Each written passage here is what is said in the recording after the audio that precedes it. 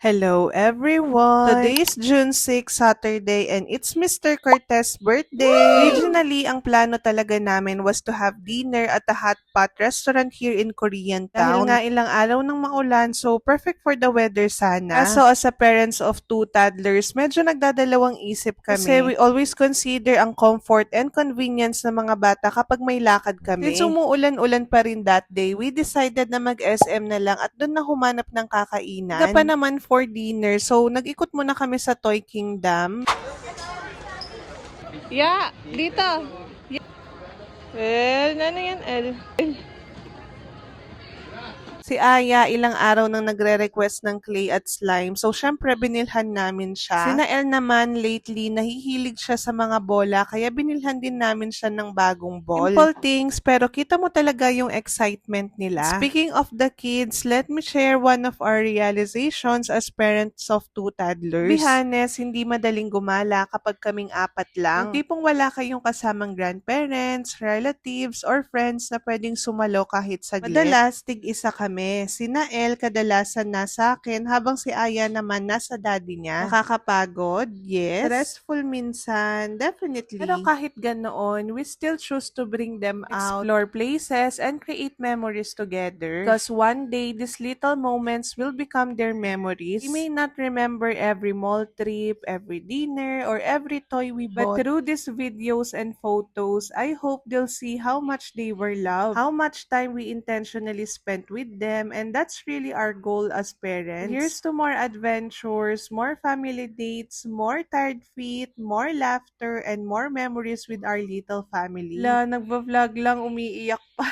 Anyway, habang naglalakad kami, nadaanan namin itong Feast and Fire malapit sa parking area. So, we decided na dito na lang mag-dinner. It shows there 699 pesos, only buffet plus. Best part, free pa yung dalawang kids namin. With requirement sila for the free kid rate, and buti na lang pasok pa rin si Aya. Since gutom na kami that time, game na agad kami. To be honest, hindi kami masyadong na-impress sa regular buffet selections nila. Pero good thing, we availed the buffet plus because that's where we found most of the food we actually enjoy. Unli tempura, unli yakitori, and unli chicken actually, wings. Sobrang dami pa, but those were definitely our favorites. If you are planning to dine here, I highly recommend getting the buffet plus package. Sulit siya based on our own experience. Hindi ko na mapigilan. Kailangan ko ng tikman.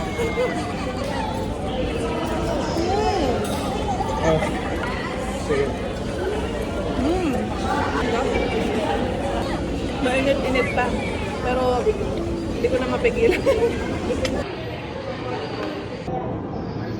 Sarap, ate yang. Sarap, lab. Tikman natin yung yakitori nila na chicken.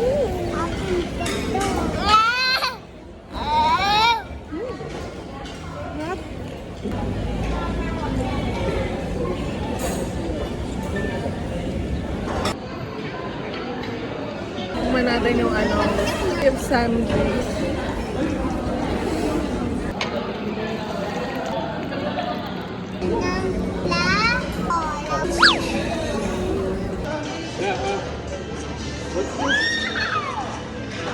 Thank you, love. Fairness, ang sarap ng ice cream. Iya makasuya. Ano siya? Yung tamis niya sakto lang. Sarap. Paano kakain kalapot?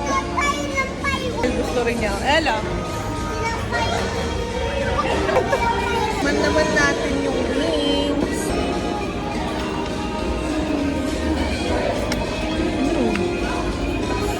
Sarap ng sauce niya.